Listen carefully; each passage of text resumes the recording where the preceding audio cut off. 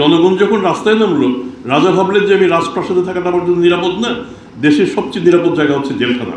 তিনি দ্রুত জেলখানায় ঢুকে গেলেন। একটু আগে শামসুল আলম চারজন প্লান্ডারের কথা বললেন, চারজন বিদ্যুৎ খাতের প্লান্ডারার। আমার কাছে এরকম শিগগিরই 16 জনের তালিকা আসবে, তাদের বেশ কয়েকজন বহাল তবিয়তে আছেন। শুরুটাতে কিছু কিছু দুর্নীতির কথা হচ্ছিল, দুর্নীতি হচ্ছে।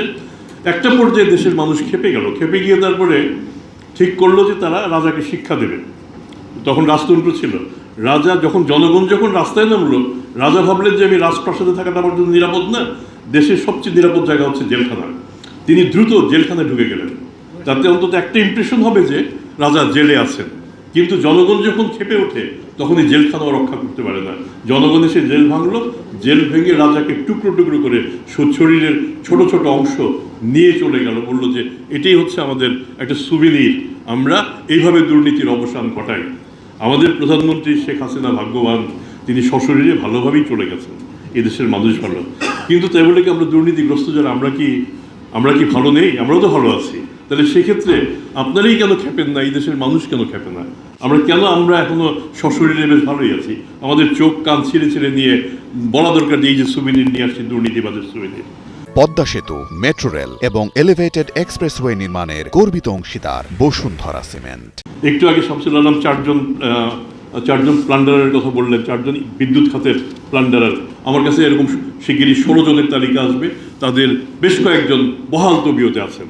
এনার্জি সেক্টরের ডাকাত যারা, আপনারা তাদের ধরেন, কিন্তু সমস্যাটা ওই জায়গাটাতেই, ধরতে গেলে পরে আপনারা ভয় পান যদি আমার নামটা এসে যায়, কারণ নথিতে কোথাও না কোথাও আমার যদি সামান্য একটু স্বাক্ষর থেকে থাকে, তো কাজে এই প্রতিবাদটুকু শুরু থেকে আপনাদেরই করতে হবে।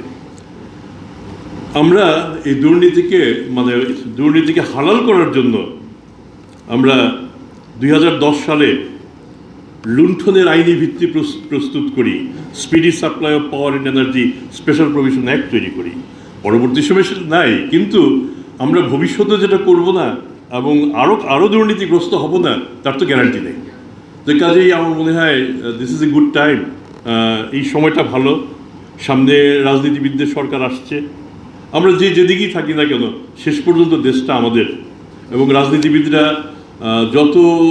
যত আমাদের ভালোই বাসুন না কেন, শেষ পর্যন্ত যখন বিপদাপন্ন রাজনীতিবিদ হবেন, তখন বলবেন আমি কিছু জানি না, জানেন সেক্রেটারি সাহেব, জানেন চিফ ইঞ্জিনিয়ার সাহেব, জানেন এক্সিকিউটিভ ইঞ্জিনিয়ার সাহেব, আমি তো কিছু জানি না। এবং এটাও সত্য, আমরা এই চেইন যদি সহায়তা না করি, তাহলে তার পক্ষেও তো দুর্নীতি করা সম্ভব না।